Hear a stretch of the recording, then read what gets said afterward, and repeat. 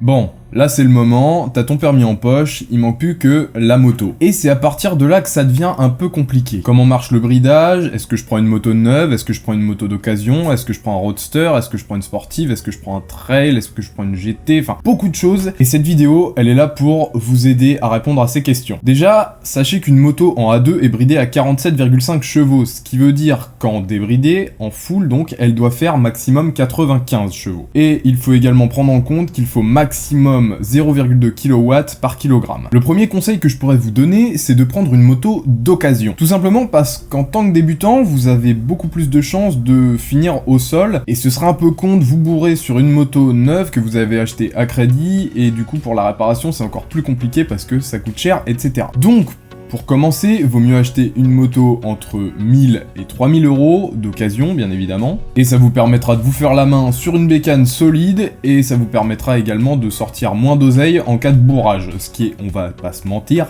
plutôt plus intéressant. Vous verrez dans les exemples de motos d'occasion que je vais vous donner, les bécanes elles sont pas forcément belles, mais elles sont robustes, elles sont très solides, elles sont même fun à piloter, et en plus, vous pouvez faire la mécanique vous-même parce que il y a très peu d'électronique. Et en plus, comme je l'ai dit dans ma vidéo sur les 5 conseils pour débutants en moto, faire sa mécanique soi-même, c'est toujours mieux. Maintenant, je vais vous lister quelques modèles de motos pour motards débutants, d'abord des motos neuves et ensuite des motos d'occasion. Je vais donner aussi quelques points positifs et points négatifs, vous verrez, comme ça peut vous aider à faire votre choix. En neuf, vous avez forcément la plus vendue, la MT-07 de chez Yamaha. C'est celle qui est de plus en plus présente en moto-école, c'est-à-dire que je pense que au moins 75% des moto-écoles sont en train de passer à des MT-07. L'avantage, c'est qu'en sortant avec votre permis, vous avez une moto que vous connaissez, qui est fun à piloter, qui est plutôt robuste. En fait, cette moto, c'est un putain de vélo. Petit bémol que je mettrais, la suspension déjà est un peu molle, parfois, donc en virage, etc., c'est un peu mou, ça sautille un peu, c'est un petit peu chiant. Et également, la selle d'origine, qui est, grosso merdo, vous avez l'impression d'être assis sur une planche de bois au bout d'une demi-heure.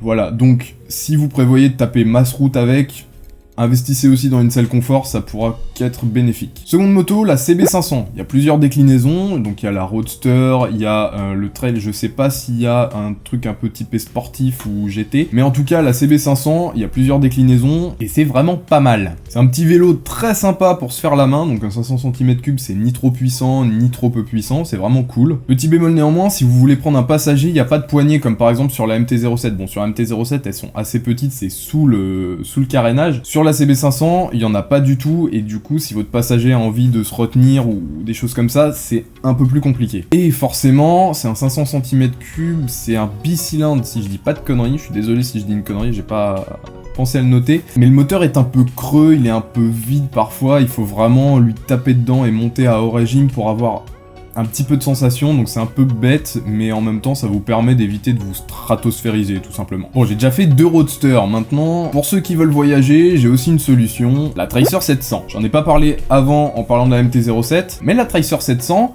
elle est vachement bien. C'est une base de MT-07, donc le même moteur, le même châssis, il y a juste une selle plus plate et beaucoup plus confortable, elle est un petit peu plus longue pour plus de stabilité, elle est plus haute, elle a un guidon plus large pour plus de maniabilité, et croyez-moi, ce guidon est mortel. Il y a des déflecteurs au niveau des mains qui servent strictement à rien malheureusement, et il y a une bulle, donc vraiment, elle est très confortable, elle est très fun à piloter, elle est énergique. Vous avez bien évidemment les valises et le top case en option, attention, parce que les valises et le top case de chez Yamaha d'origine ne sont pas compatibles entre eux, c'est-à-dire que si vous voulez avoir valise et top case, préférez un vendeur tiers, il y en a beaucoup, il y a du SW Motec, il y a d'autres choses comme ça qui peuvent vous permettre d'avoir les trois en même temps pour pouvoir emporter beaucoup de charge. Par contre ici, elle a un des mêmes points négatifs que la Roadster, la MT-07, c'est-à-dire que la suspension arrière est un peu molle. Dans les virages, ça sautille, ça dandine, c'est pas forcément agréable, même quand on règle sur le maximum. Donc, faites gaffe.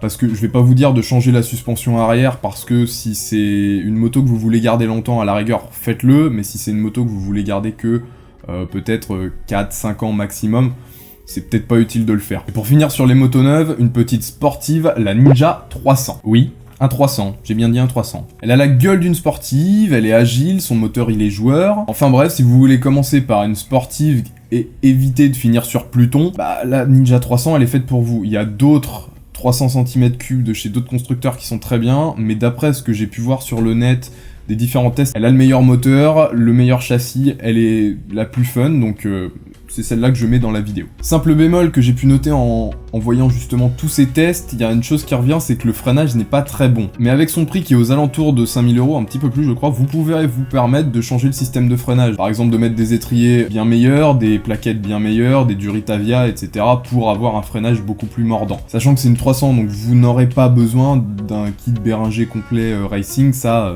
voilà, vous n'aurez pas besoin de ça, mais vous pouvez l'améliorer. Bon, maintenant on a fini de parler des motos de riches, et on va parler des motos d'occasion. Première moto, le 600 Bandit. Perso, j'ai un Bandit N de 96 et j'en suis hyper content.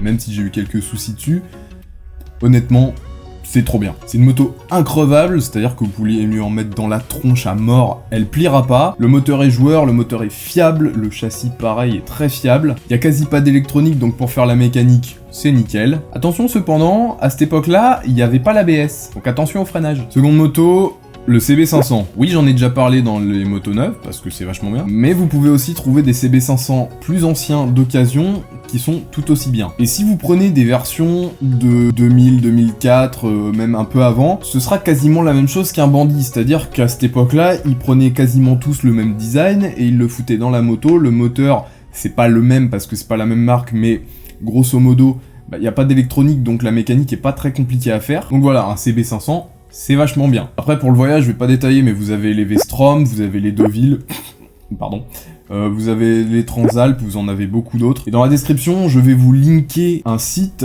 qui référencie toutes les motos possibles à avoir en A2 depuis 1930, je crois. C'est un truc de dingue, il y a vraiment toutes les motos, tous les types, c'est classé par année, donc vraiment, si vous cherchez quelque chose, allez voir, vous aurez la réponse à la question que vous vous posez. Bon, par contre, en sportif plus ancienne, vous aurez que dalle. Voilà. Donc voilà pour ce que je vous conseille. La vidéo est terminée. Si vous l'avez aimé, n'hésitez pas à liker. Si vous l'avez pas aimé, likez quand même parce que les pouces rouges c'est nul.